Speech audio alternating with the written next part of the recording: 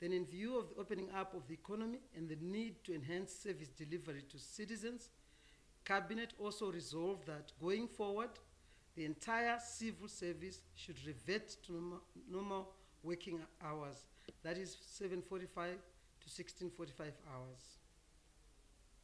Then Cabinet received an update on the 2022 population and housing census. Cabinet received an update on the 2022 population and housing census, and this report was presented by the Minister of Finance and Economic Development, Honorable Professor Mthuli Ncube. The nation is being informed that preparations for the 2022 population and housing census are ongoing, with the census mapping and pilot census having been successfully completed.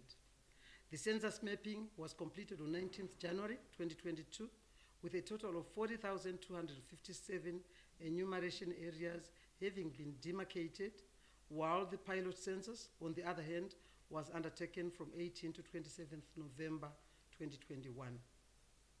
Then the recruitment and training of census personnel is underway, with the 500 level 1 trainees having commenced their training on 22nd February. Then the training will end on 2nd March 2022. Then the subsequent level 2 training will comprise 7,000 trainees and will run from 8th to the 18th March 2022, while the third training will comprise 41,500 trainees, and this will run from 7 to 17 April 2022. The actual enumeration will be conducted from 21st April and will end on 30 April 2022.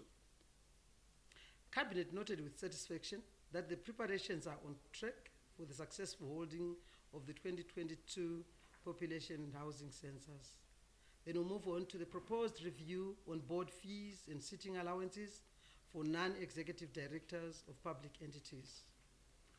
Cabinet received and approved the proposed review of board fees and sitting allowances for non-executive directors of public entities, and this report was presented by the Vice President and Minister of Health and Childcare, Honorable C.G.D.N. Chiwenga, as Chairman of the Cabinet Committee on Public Enterprises Reform and Development.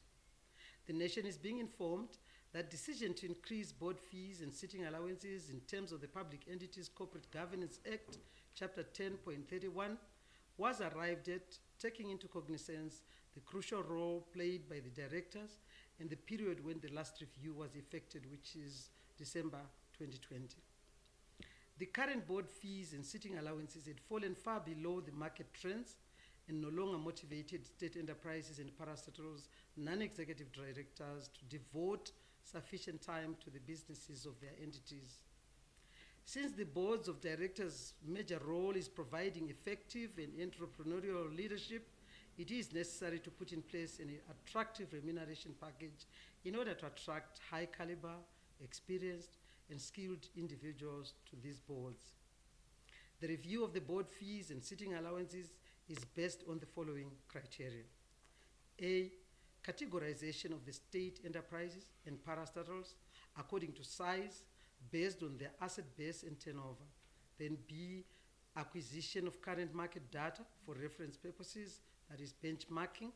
Then C, factoring in a chosen market rate into the model to determine the proposed board fees and sitting allowances.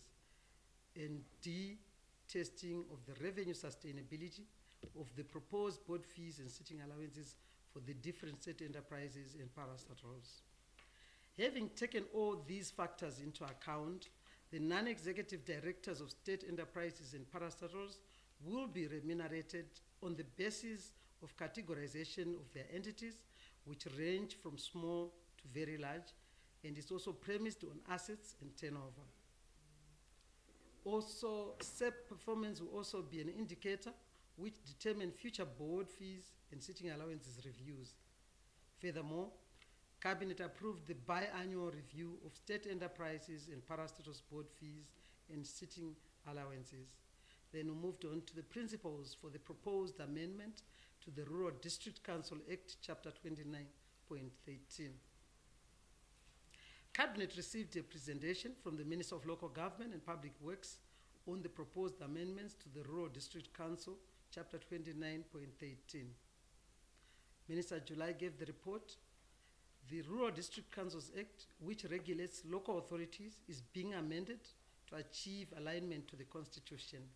The amendments will seek, among other provisions, to provide for the following: A, consultation with the Zimbabwe Electoral Commission, ZEC, and local authorities before the exercising of powers by the President and Minister responsible. Then B, the membership of councils. C, devolution of governmental powers and responsibilities. D, qualifications of councillors. E, assumption of office by councillors. F, the suspension and removal of councillors from office. G, the procedures and appointment of an independent tribunal. And finally, H, the incorporation of junior councillors in development programs under local authorities. The amendments will also provide for the opening of a devolution account into which revenue from the fiscus will be deposited for the provision of basic services, namely educational and health facilities, water, roads, and electricity within areas under the jurisdiction of that local authorities. Cabinet approved the principles, which are a result of widespread consultations with stakeholders. Then Cabinet received an update on weather report and forecast for the period 1 to 7 March 2022.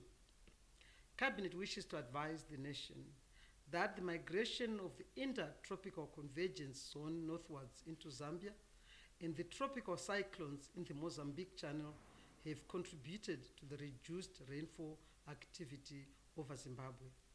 However, in the next 7 days, the country is expected to receive mostly light rains, with the exception of the extreme northern parts during the forecast period. Then we moved on to the sixth report which Cabinet received, was on evacuation of Zimbabwean students from Ukraine. Cabinet would like to reassure the nation that government is taking all necessary steps to evacuate students and other nationals from Ukraine following the outbreak of war with Russia. The country's missions to Moscow and Berlin are facilitating the evacuation mission. To date, a total of 118 students have relocated to the following safer places. In Romania, we have got 28, in Hungary, 15, Slovakia, 26, and in Poland, we have 49 of our students there. Government is in the process of buying tickets for these students to come home. There is a mission official who is currently based in Poland to assist those that need to be repatriated. You will continue to be updated on the situation of students in Ukraine. Then we received a report on the principles of the Urban Council's Amendment Bill. The Minister of Local Government and Public Works, Honorable J.G. Moyo, presented the principles of the Urban Council's Amendment Bill, which were adopted by Cabinet. The nation is advised that the principles for the amendment of the Urban Councils Act, Chapter 29.15, seek to align the Act with the Constitutional Amendment Act Number 20 of 2013 and the Constitutional Amendment Act Number 2 of 2021. Then the principles of the Regional Town and Country Planning Amendment Bill was again presented. Cabinet considered and approved the principles of the Regional, Town and Country Planning Amendment Bill as presented by the Minister of Local Government and Public Works. The nation is informed that the amendments of the Regional, Town and Country Planning would ensure development of smart cities as well as curbing illegal developments. Cabinet approved the following. A, that the Provincial Council be empowered to plan and implement social and economic activities in their provinces. B, that in preparing a master plan, the local planning authority must make provision for setting aside land contained within communal land for the establishment of a township, village, business or industrial area or an irrigation scheme of communal land and permits to occupy and use communal land. Then C, that it becomes mandatory that when a master plan has been approved by the minister, the local planning authorities must implement the operative master plans into priority local plans within 12 months. Then D, that the local planning authority be mandated to prepare a local plan within 12 months after the master plan has been operative. E, that local authorities be obliged to obtain permits for developments to ensure that there are lawful developments as well as supervision of those projects. F, that build-up environments within a mining location be approved by local planning authorities.